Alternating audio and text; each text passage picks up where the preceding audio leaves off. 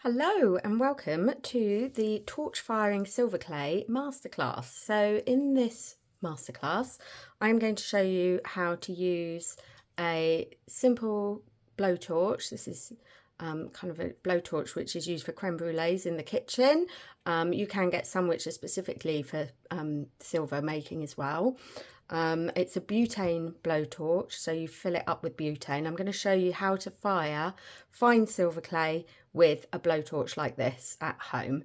So we're going to be firing this little blackberry that I have moulded from fine silver clay, which is 0.999 silver clay. And with silver clay, the way it works is you have particles of recycled silver which are embedded into an organic binder. During the firing process, the binder burns off and then you're left with the solid silver because you hold it at a specific heat for a certain amount of time and all the fine particles fuse together, so you're left with solid silver, which means that it can actually be hallmarked as well. So first of all, I'm going to run through the equipment that I use for firing. This is a ceramic fibre block, so it holds in the heat. You can kind of touch it whilst it doesn't get warm, it just completely traps the heat. So that's like a heat-proof block to fire on. I've got a pair of safety goggles here. This is the wire brush for once we've actually finished the firing. A pair of metal tweezers, which I will use to help get the fired piece into the water, the bowl of water. This is the bowl of water which is used to quench the piece once it's fired, and that really just immediately cools it down and takes out all of the heat. This is the blowtorch that I use. As I said, it's very similar to the little kitchen blowtorches. It takes butane gas. Depending on where you are and where you shop, every blowtorch is a little bit different. So whilst I'll show you how I use my one, please do make sure that you read the instructions and follow the instructions for your specific blowtorch as well. And then I've also got a clock. This is just an old phone, which I'll use as a stopwatch. So with silver clay, when you're firing it, the first thing that you need to do is make sure that it's completely dry. And you also want to make sure that you've done as much of the kind of filing as you can at this stage. So as you can see, I've put a little hole in it there, which is where the jump ring will go. I've neatened up the edges so that they're kind of nice and smooth, and I'm happy with how the back is as well. It's just easier to do it at this stage. Whilst you can do this when it's solid silver, it's much easier to do it at this stage before you've fired it. So you want to get it into kind of as much of a finished position as you can. And yeah, you do want to make sure that it is completely dry before you fire it. This will help to minimize any potential for it to kind of pop or crack in the firing process.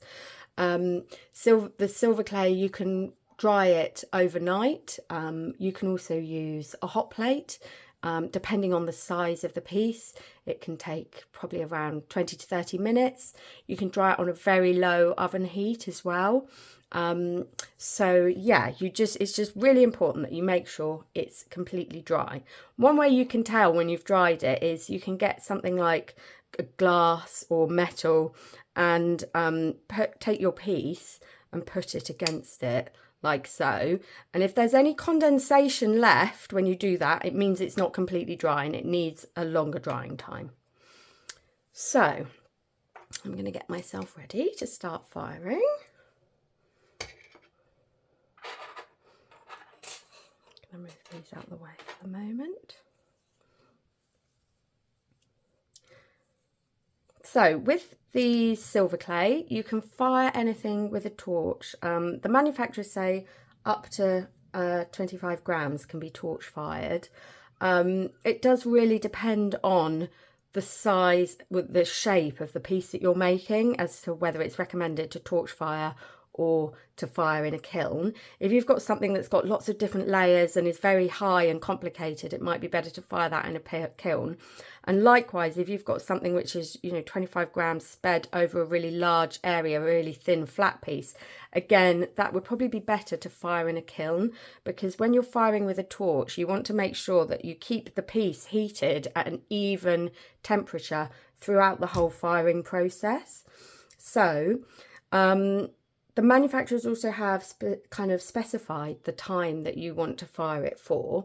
And what happens when you fire it is, first of all, you have the binder burning off. So it will start you might get a little bit of a flame. It will start to smoke, then you might get a little bit of a flame. Then it will look like it's kind of turning grey-black in colour. Then after that, it starts to go, it looks like it's got a whitey tinge to it. And you want to kind of keep it with that whitey tinge. If it starts to look like you're seeing silver flecks within it, or it's going silver, you're actually overheating the piece and you run the risk of melting it. So you definitely don't want to get it so that you can actually see silver. What you want to do is get it so that you can see it holds on a peachy colour. So you don't want it really red hot. You want to hold the peachy colour for a set amount of time, and that's how you know that the particles have fused together and it has become solid silver. So I normally go a little bit longer than the manufacturers recommend, just because you want to make sure that it's properly sintered and it's properly all fused together and you have got that lovely solid silver that you're after. So for anything up to 5 grams, they recommend 1.5 minutes. I would normally say 2 minutes. If it's a really thick piece, you could even go 2.5. 6 to 15 grams is 1.5 to 2 minutes. So I would, consider maybe going up to 3 minutes, or if it's a thick piece, you could even go to 4. And 16 to 25 grams is 2 to 4 minutes. So again, you might want to add an extra minute or so onto that timing, just to be extra sure that you have got it completely fired. So I'm going to move that out of the way. So with this one, I turn it all the way to the left and one click to start the flame. And what you can do is practice on the edge of your block before you actually fire the piece. So I'm just going to turn this off quickly, and I'm actually going to turn my light off because it is a bit easier to see the firing when you've got less bright light above you. It helps you to see the colour when you've reached that peachy colour. So with the blowtorch, you want to hold it at a 45-degree angle. So if I show you that way around, it's like a 45-degree angle like that. And you want to aim it onto the piece and work evenly around the piece so that the piece is getting even heat throughout the whole of its area. You don't need to worry about turning it over or anything like that, but you just want to make sure that you're moving your blowtorch evenly around the piece. And with these blowtorches, the closer you get, the hotter it is. So the nearer the flame is to the edge of the blowtorch, the hotter it is. The further away, where the flame gets more of an orangey colour, it's less hot.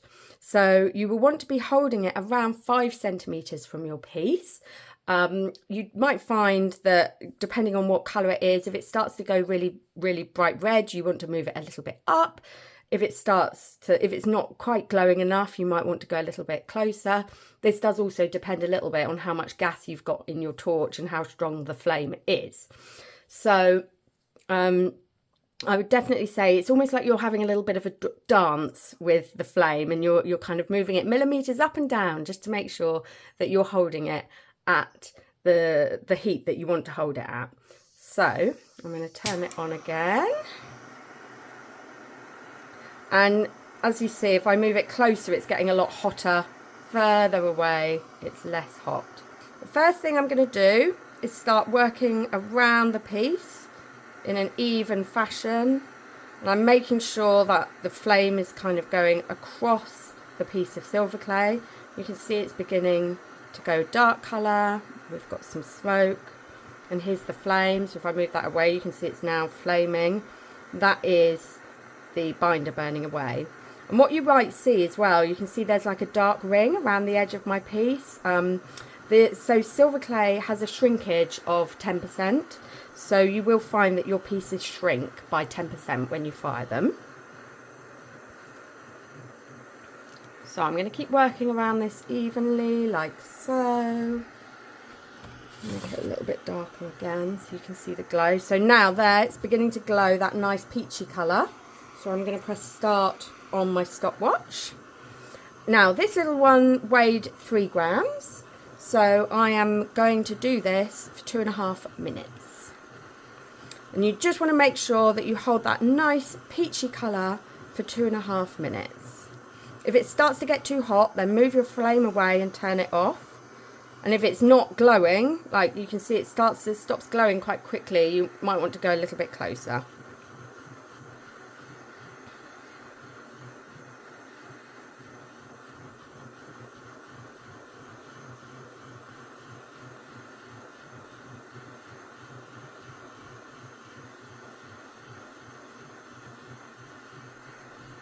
And you can see I'm holding it at a 45-degree angle with the flame actually on the piece. It's looking quite red there, so I'm going to move it a little bit up further away so we go back to the peach colour. And sometimes I find that if you look at the piece where you've made the hole, if you're using a jump ring in a hole, sometimes you can actually see the glow easier through where the hole for the jump ring is. So you can see it's got like a white colouring around the edge as well.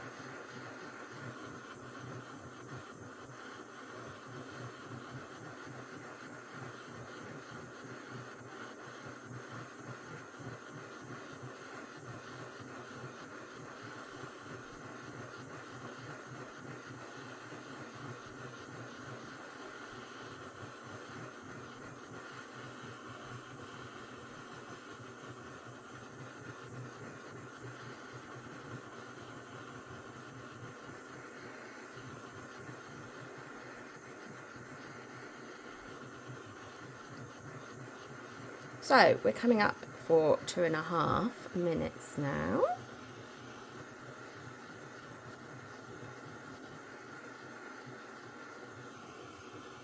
I'll stop the timer, turn my torch off and pop that to the side. I'm going to turn the light back on.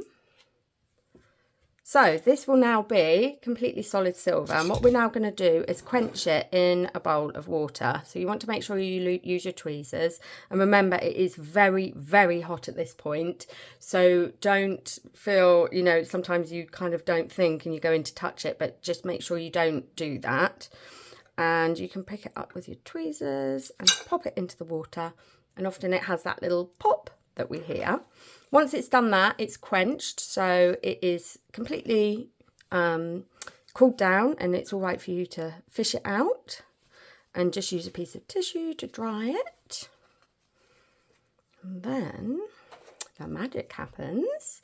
I'm going to use my wire brush to start the polishing process. So you can see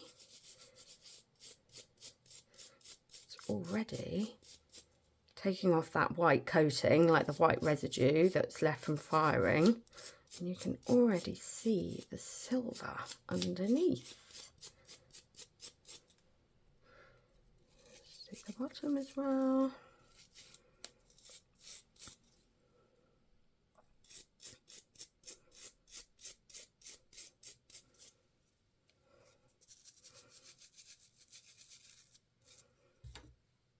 And there you have it, your fired piece of fine silver clay.